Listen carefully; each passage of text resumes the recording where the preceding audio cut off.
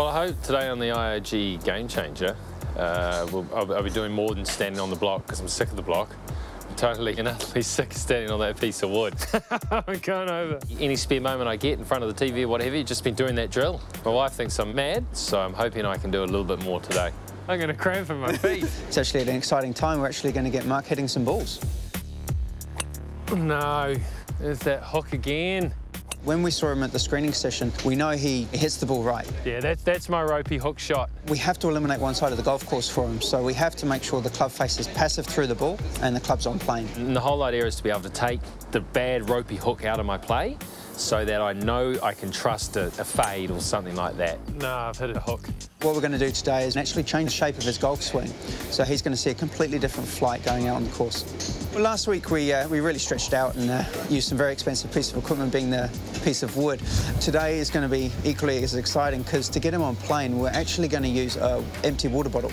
Now, here's a new piece of equipment. What used to happen is your thoracic didn't used to turn, right? So your arms used to do it all, so it used to get us under plane, and then from there, when the club was under plane, you used to come out of it and used to flip your hands through. Yeah. All right, so what we're going to do now, so if you just rotate back and the thoracic, good, into that first move that we talked about before. Yeah. Okay, now from here, we're going to load the club up onto plane.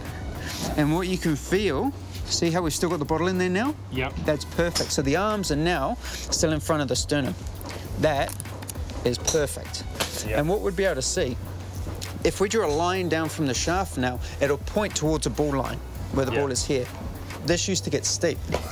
Yeah. All right, so as soon as this gets steep and out here, the grip's wanting to come off. Yeah. Shaft steep. Now from here, you used to then have to reroute the club back round, and then from here you'd flip it. Yeah. And that's why we'd get that hook going along. Because there's no weight in the bottle, you've got to be really conscious of the bottle and really concentrate to keep it in there, especially when I'm so used to having a flying elbow.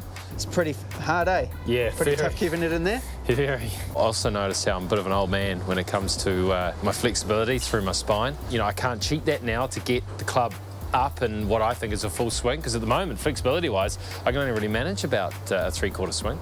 It's a high-tech game, golf, isn't it? You know? It's just...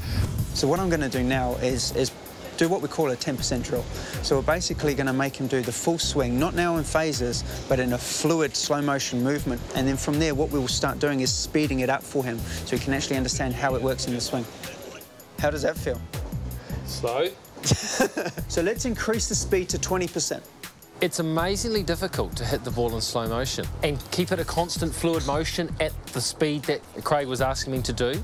Now you're starting to get a little bit of an awareness. Bump it up to 50%. You're going to really notice the shape of the ball flight change. So we're not going to be getting those big snap hooks anymore. Perfect. So you see that one fade a little bit? Yeah. Well done. I'm very, very impressed. I mean, he's a quick learner. So what we've been able to do is basically eliminate that whole right-hand side of the golf course for him. It's sort of been that eureka moment that I've lacked. I was always thought to be a mentally strong cricketer, and the way that I prepared for cricket was very methodical. Why is I such an idiot at golf? And then this has been a real eureka moment of just, it's like, okay, these are those building blocks in golf, now treat it like I did cricket. So, Mark, if we're wanting to beat Mike Kendry, we need to be consistent. So before you leave today, we have to hit 3 good shots in a row. All right, so good shots to us at this point mean that the ball's going to go from right to left just slightly. Good. Swing right. That's it. Perfect. Let's see if we can get number 2. I'm a bit nervous after 1, to tell you the truth. You're doing really good. Load up onto plane. Great. Go. 2. Okay. I'm nervous now. 1 more. You might be on a roll soon. Good. Swing right. Well done.